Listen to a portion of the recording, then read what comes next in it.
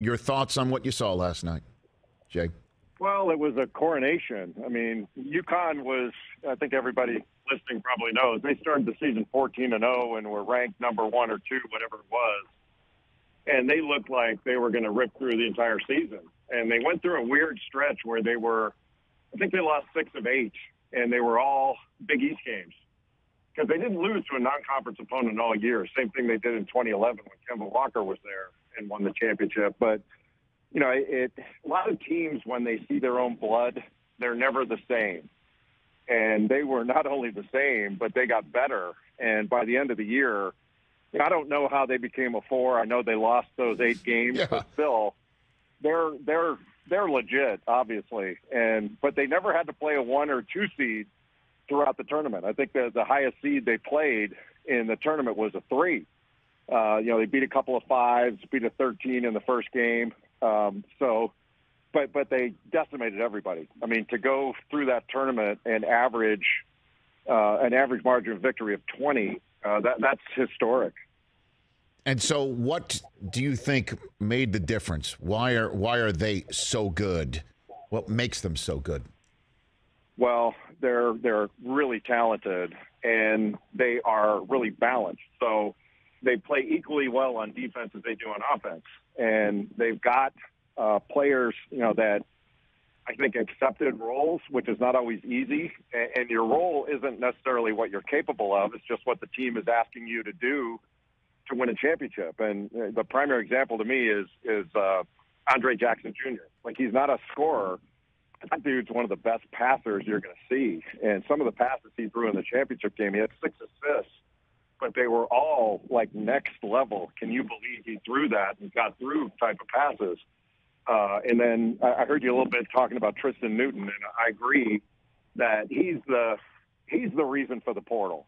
You know, a guy that was probably under-recruited out of high school, you know, an 18-point-a-game scorer at East Carolina, and then he goes to UConn, has to switch positions and play point, and had a, you know, not only had a great year, he had a couple triple-doubles during the year, but in the championship game he goes 19 points, 10 rebounds, 4 assists, and 2 steals, if I remember right. He turned it over a few times, which was the only thing he could nitpick about his performance or UConn's.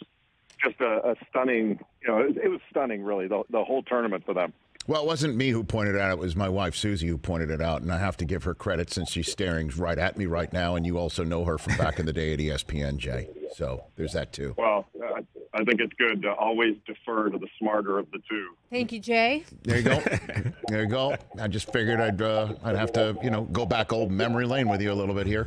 So why is Sanogo so good? You could see it, but I'd love to have you tell me what makes him as good as he appears. His name entered, was in very select company entering last night's NCAA tournament final with Hakeem and Corliss Williamson and Leitner as averaging 20 points per game and shooting 65% or better getting into that game. So why is he so generationally great, do you think? I think, Rich, he had the natural progression of a really good player, almost old school wise. And he came in, he didn't have all the tricks in his bag. He had to learn at this level. And sort of like UConn as a team, you know, they struggled last couple of years in the tournament. They lost in the first round, and sometimes you have to win by losing, if that makes sense, and learn how to win. And you're not going to learn how to win until you take some punches. And they took a few, and they got better together. And Sanogo's a prime example of that. His footwork got better, his skill set, and he's always had the physical tools. But to see somebody put it together like that is really, really rewarding. And then when he goes out, they bring in a 7'2" freshman, Donovan Clingan, who was awesome throughout the tournament. Unbelievably talented and just covers up the rim. And nobody seems to care who gets the credit on that team, which is a pretty cool way to play. Catch the Rich Eisen Show every single day on the Roku channel, 12 to 3 Eastern, for free.